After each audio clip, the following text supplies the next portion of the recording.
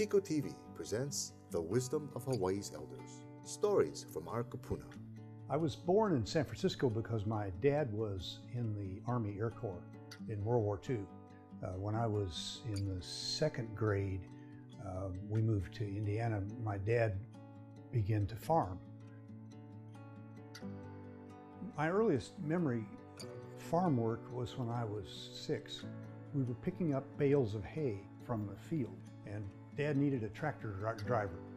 So if you can imagine, the tractor steering wheel was about that big, and it was in front of me, and I couldn't reach the accelerator or the clutch or anything, but he'd start the tractor, and then I would steer the tractor down the field, and when it was time to stop, I'd kick the ignition switch. It was a gasoline tractor, and it stopped, and then he would reach over and start it up and go on down the field. That was my earliest farming experience.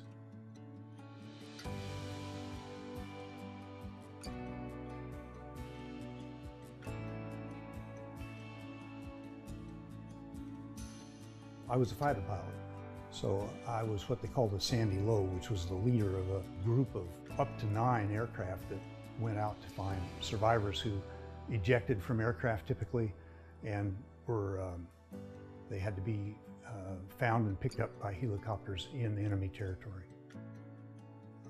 So there were some stories. The most dramatic culminated in my flying across North Vietnam at about 100 feet above the ground after the search and rescue mission, because I was the only guy who knew where the survivor was, and I was almost out of fuel, and the airplane had fuel spewing out of the wings because there were bullet holes in the airplane.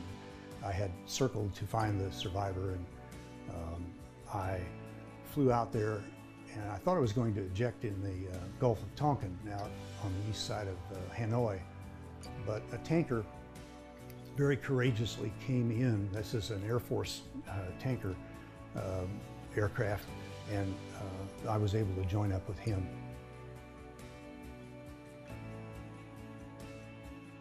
Oh, I think it just comes down to who you love and who loves you. So